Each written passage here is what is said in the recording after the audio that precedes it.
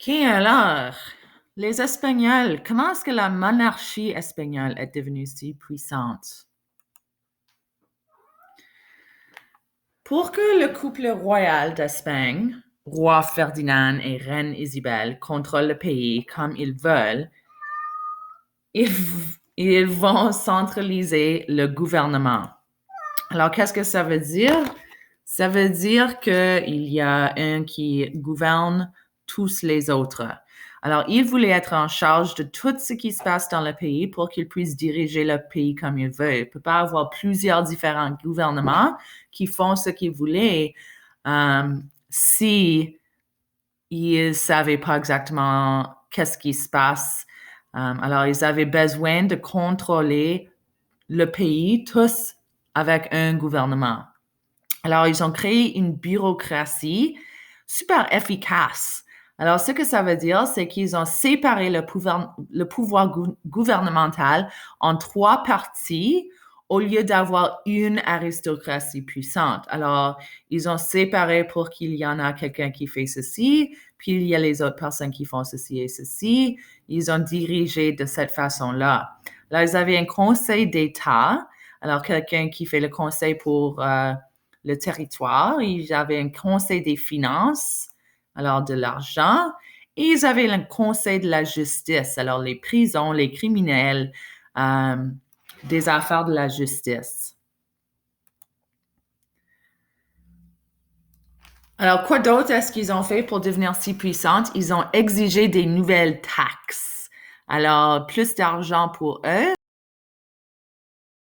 devenir de plus en plus riches, en même temps que les autres, les peuples, c'est certain qu'ils ne sont pas de plus en plus riches, mais ils se sentent comme leur gouvernement fait quelque chose pour eux.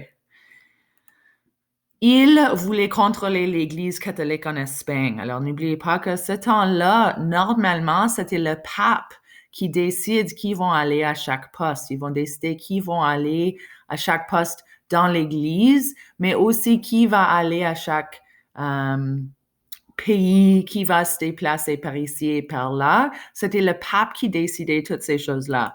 Il voulait que eux autres décident qui va aller dans l'Église en Espagne et dans leur colonie. Alors, ils ne voulaient pas que l'Église décide, ils voulaient que leur gouvernement, qu'ils ont contrôle de cela.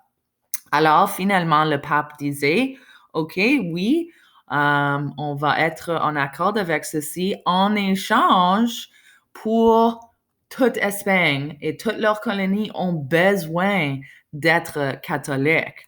Alors ça, c'est l'Inquisition espagnole. C'est que le pape a dit oui, mais il faut que vous forcez tout le monde d'être catholique.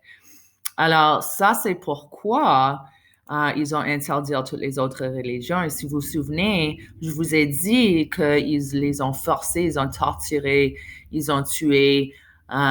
C'était par force qu'ils étaient catholiques. Alors, ils avaient besoin d'interdire toutes les autres religions de leur colonie, de les nouvelles terres qu'ils ont prises en échange pour avoir le droit de choisir qui va être dans leur église en Espagne et en les Caraïbes, le Cuba, toutes ces places-là.